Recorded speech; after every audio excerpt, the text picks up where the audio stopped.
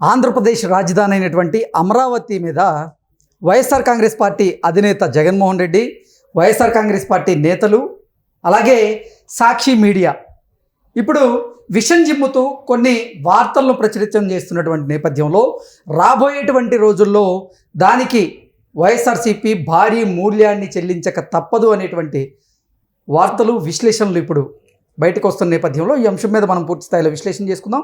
ప్రస్తుతం మనతో పాటున్నారు ప్రముఖ రాజకీయ విశ్లేషకులు శ్రీలీల గారు. వారితో మాట్లాడదాం. శ్రీలీల గారు నమస్తే అండి. నమస్తే అండి.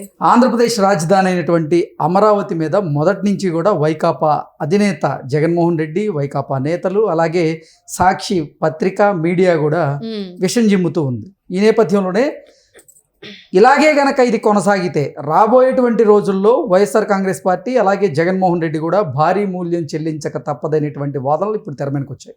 దీని మీద మీ విశ్లేషణ ఏంటండి? ఎవడు తీసుకున్న గోతిలో వాడే పడతాడు అంటే వీళ్ళ కరెక్ట్గా సూట్ అవుతుంది అది. ఎందుకంటే దేనికైనా సరే ఒక హద్దు, ఒక అదుపు, కొన్ని విషయాలు మాట్లాడకూడనివి, మాట్లాడవలసినవి అన్నీ కూడా దేనికది ఎక్కడికక్కడే కొన్ని కామాలు, పులి స్టాప్లు ఉంటాయి. అవేమీ లేకుండా నా ఇష్టం వచ్చినట్లు మేము చేస్తాం. అడిగేవాడు ఎవ్వరూ కూడా క్వశ్చన్ చేయడానికి లేదు. ఒకవేళ చేస్తే వేధింపులు, బెదిరింపులు, అసలు మనిషే లేకుండా లేపేయటాలు కూడా జరిగినాయి. అవన్నీ కూడా జరిగినాయి 2019 నుంచి 24 దాకా మనం చూసాం. ఎంత ఘోరాతి ఘోరంగా మనం చూసాం. సంజయ్ సుప్రీంకోర్టు సాక్షిగా వచ్చి లొంగిపోయాడు కదండి. ఆయన ఏం చేశాడు? అసలు సోషల్ మీడియాలో ఎవరైనా సరే జగన్మోహన్ రెడ్డి గురించి పోస్ట్ పెడితే వాళ్ళ ఆస్తులు అటాచ్ చేస్తామని వరుసగా లిస్టులన్నీ చదువుకుంటూ వచ్చాడు.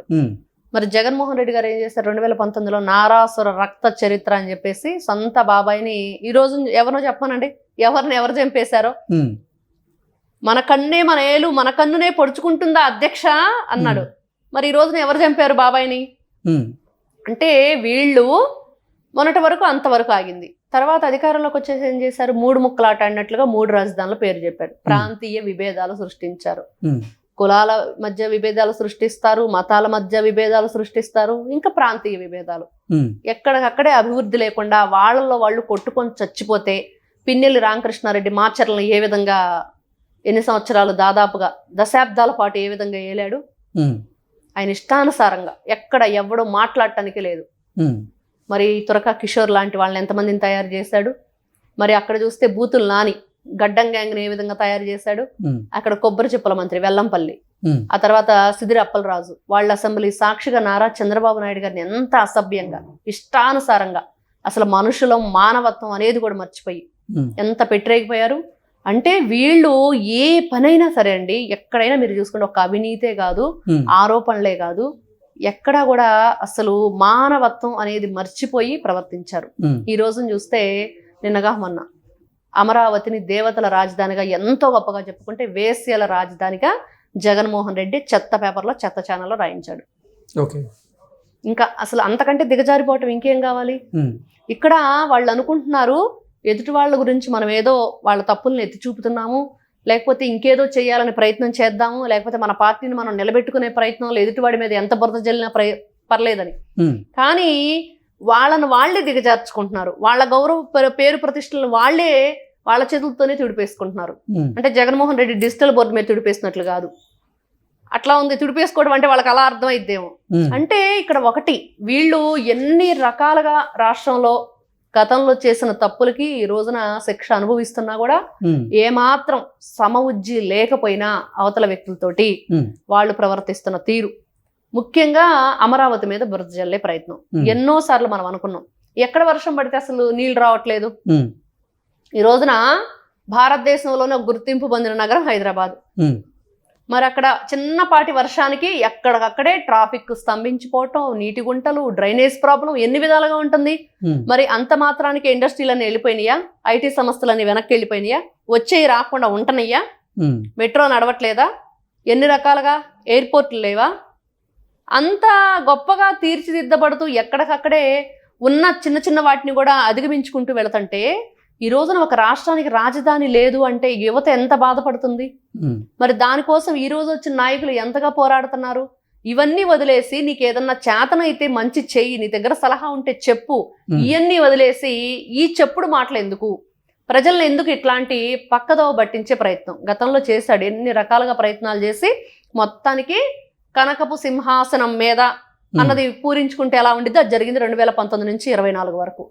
మరి ఈ రోజున ప్రజలు మళ్ళీ అదే తప్పు చేస్తారంటే ప్రజలకు తెలిసింది ఏం తప్పు చేసాం, దాన్ని సరిదిద్దుకోగల తప్పు చేశామా లేదా అంటే చాలా వరకు సరిదిద్దుకోలేని తప్పే వాళ్ళు చేశారు. అయినా కూడా సరిదిద్దుకునే ప్రయత్నం ఇంకా కొనసాగాలంటే 2029కి నారా చంద్రబాబు నాయుడు గారు 2034 వరకు కూడా కూటమి ప్రభుత్వం కొనసాగితేనే వాళ్ళ ఏదైతే తప్పు చేశామో అనుకుంటున్నారో ఆంధ్ర రాష్ట్ర ప్రజలు దాన్ని సరిదిద్దుకోగలరు అనిపిస్తుంది.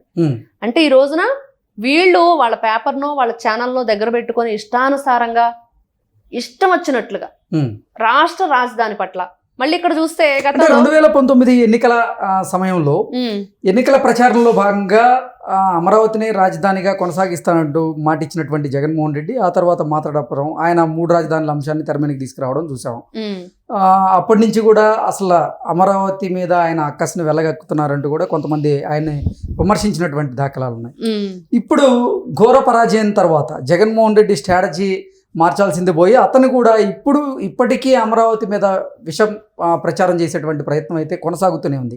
ఇదే గనక కొనసాగితే రాబోయేటువంటి రోజుల్లో ఖచ్చితంగా వైసీపీ నేతలు తగిన మూల్యం చెల్లించక తప్పదనేటువంటి వాదనలు మళ్ళీ తెర మీదకి వస్తున్నాయి. ఏంటి నిజంగా జగన్మోహన్ రెడ్డి వైఖరి ఇలాగే కొనసాగుతుందా లేదా మారేటువంటి అవకాశం ఉందా రానున్న రోజుల్లో అమరావతి విషయంలో అంటే ఏం చెప్తారు? మూర్ఖుడు, మూర్ఖత్వానికి మరో పేరు జగన్మోహన్ రెడ్డి. ఓకే, ఆ మూర్ఖత్వం అంటే నేను చేయలేనిది వేరొకడు చేస్తాడంటే నేను తట్టుకోలేను, నా గురించే మాట్లాడుకోవాలి, నా ఫోటోనే ఉండాలి, నేను చెప్పిందే న్యాయం, నేను చేసేదే ధర్మం, ఏదైనా జగన్మోహన్ రెడ్డి అనేది ఉండాలి అన్న వైఖరిగా అతను ఉన్నాడు. అంతకుముందు కూడా అదే పిచ్చి, ఇప్పుడు కూడా అదే పిచ్చి. అది లండన్ వెళ్ళినా తగ్గేది కాదు. లేకపోతే ఆయన ఏదో అక్కడ కట్టిన ప్యాలెస్లో కూడా పిచ్చి హాస్పిటల్గా మార్చమని కొంతమంది చెప్తున్నారు, దాంట్లో పెట్టినా కూడా అది మారేది కాదు. అంటే ఇతను ఎందుకు ఈ విధంగా ప్రవర్తిస్తున్నాడంటే అండి, వాళ్ళు 3 రాజధానులు, 1 రాజధాని, 2 రకాల మాటలు మాట్లాడినప్పుడు మొన్న ఈ మధ్య శాసనమండలిలో బొత్స సత్యనారాయణ గారు మాట్లాడారు. మీరు గతంలో ఇలా అన్నారు కదా, తర్వాత మళ్ళీ 3 రాజధానులు అన్నారు కదా, మళ్ళీ ఇప్పుడు అమరావతి రాజధానిగా మీరు కాదని మళ్ళీ ఇంకొక మాట మాట్లాడకుండా ఉండటానికి మరి మీరు ఉండగలరా నిజాయితీగా నీతిగానంటే అప్పుడు అలా మాట్లాడామండి. తర్వాత 3 రాజధానులు అన్నాము, మళ్ళీ తర్వాత అప్పుడు ఆలోచించుకొని మాట్లాడుకొని చెప్తామని అన్నాడు. ఇలానే అన్నాడు. అంటే ఏం ఆలోచించుకుంటారు, ఏం మాట్లాడతారు అంటే ఏ విధంగా మళ్ళీ 3 ముక్కలు ఆటాలని ఆలోచించుకొని మాట్లాడతారా? ఏంటి మీ ప్రాబ్లం ఏంటి? అసలు మీకు ఇష్టం లేదా ఆంధ్ర రాష్ట్రం అభివృద్ధి చెందటం? లేకపోతే నారా చంద్రబాబు నాయుడు గారి ఆధ్వర్యంలో అభివృద్ధి చెందటం ఇష్టం లేదా? కూటమిగా ఏర్పడటం ఇష్టం లేదా? అంటే ఇక్కడ వీళ్ళు అసెంబ్లీ గేటు కూడా తాకలేనన్నాడు, 21 మొత్తం కొట్టేశాడు కదా, అందుకు మీకు మనసు ఇది కావట్లేదా? అంటే వీళ్ళు రాష్ట్ర అభివృద్ధిని అంగీకరించట్లేదు. ఇతనికి ఏంటంటే అండి, క్వశ్చన్ చేయకూడదు. అభివృద్ధి జరిగితే ప్రజల్లో అంటే చైతన్యం వస్తుంది. చైతన్యం వస్తే అభివృద్ధి వచ్చేసి ఎవరు మాట వినరు, వాళ్ళకంటూ ఒక గొప్ప ఇదే ఏర్పడుతుంది. రకరకాలు ఒకదాని తర్వాత ఒకటి. ఇదివరకు ఇట్లా అణచివేత ఉండేది కదండి గతంలో, ఎవరు చదువుకోకూడదు, నా కింద పని చేస్తూ బ్రతకాలని, అలాంటి ఆలోచనలో ఉన్నాడు జగన్మోహన్ రెడ్డి. అందుకని ఈ రోజున నిజంగా వాళ్ళ పార్టీ పతనం, ఈ రోజున 151 నుంచి 11 పడిపోవడానికి కారణం ఏంటి? 3 రాజధానుల పేరుతో 3 ముక్కలాడటం. మరి అదే విధంగా ఎక్కడికి వెళ్ళినా అన్ని గవర్నమెంట్ ఆఫీసులు అన్ని తాకట్టు పెట్టడం. ఆ సినిమాలో ఎల్బి శ్రీరాము బ్యాంక్ లోన్కి వస్తాడు, వస్తే ఎల్బి శ్రీరామ్ కాదు అతను కళ్ళు చిదంబరం ఎల్బి శ్రీరామ్ దగ్గరికి బ్యాంక్ లోన్కి వస్తే ఏం పెడుతున్నావు అంటే ఏదైనా ఒకటి పెడితేనే దీనికి షూరిటీ మేము లోన్ ఇస్తా ఉంటాడు. ఆహా అవునా అని చెప్పేసి తాజ్ మహల్ తెస్తాడు. అట్లా ఉండిద్ది. అలానే ఉంది మొత్తం ఆఫీసులు మొత్తం ఈయన తాకట్లు పెట్టేశాడు, వేల కోట్ల రూపాయలు అప్పులు పాలు చేశాడు. ఇంక ఇంతకంటే ఘోరం మనం ఎక్కడైనా చూస్తామా? అంటే అమరావతిలో రోడ్లు కూడా తవ్వుకోనిపోయిన పరిస్థితి. వీళ్ళు ఈ రోజున మళ్ళీ ఆ పిచ్చి పేపర్లో పిచ్చి రాతలు రాయటం, ఆ పిచ్చి ఛానల్లో చెప్పటం. కాబట్టి ఇవన్నీ కూడా చూస్తుంటే నిజంగా ఈ రోజున మనం ఏదైతే వింటున్నామో వైఎస్ఆర్సీపీ పార్టీ గురించి, వాళ్ళు గతంలో అసలు అవంతి శ్రీనివాస్ ఎందుకు వెళ్ళిపోయాడండి? సంవత్సరం కూడా తిరగకుండా కూటమి ప్రభుత్వాన్ని క్వశ్చన్ చేసి ప్రెస్ మీట్ పెడతావో పెట్టమని జగన్మోహన్ రెడ్డి ఒత్తిడి తెచ్చాడని బయటకు వచ్చానని ఆయన నోటితో ఆయనని చెప్పాడు. అందుకనే ఆ పార్టీ నాయకులు కూడా ఎందుకు వెళ్ళిపోవడానికి ప్రయత్నాలు చేస్తున్నారు? ఆ పార్టీ అసలు మనుగడే ఉండదు, ఆ పార్టీ జెండా పట్టేవాడు కట్టేవాడు ఉండడు, అసలు పార్టీ కనుమరుగైపోయిద్ది అని ఈ రోజున ఇన్ని రకాలుగా మనకి ప్రతి ఒక్కరు కూడా దాని గురించి ఎందుకు విశ్లేషించుకోవాల్సి వస్తుందంటే వాళ్ళ ఆలోచన విధానం, వాళ్ళు కక్కే విషం, వాళ్ళు చేసే విష ప్రచారం. మహిళల పట్ల వాళ్ళ గౌరవం లేదు, రాష్ట్ర రాజధాని పట్ల లేదు, రాష్ట్ర ప్రజల పట్ల లేదు. ఈ రోజు నా ప్రజలు అంటున్న జగన్మోహన్ రెడ్డికి సీమగా ఉన్నప్పుడు ప్రజలు గుర్తు రాలేదా?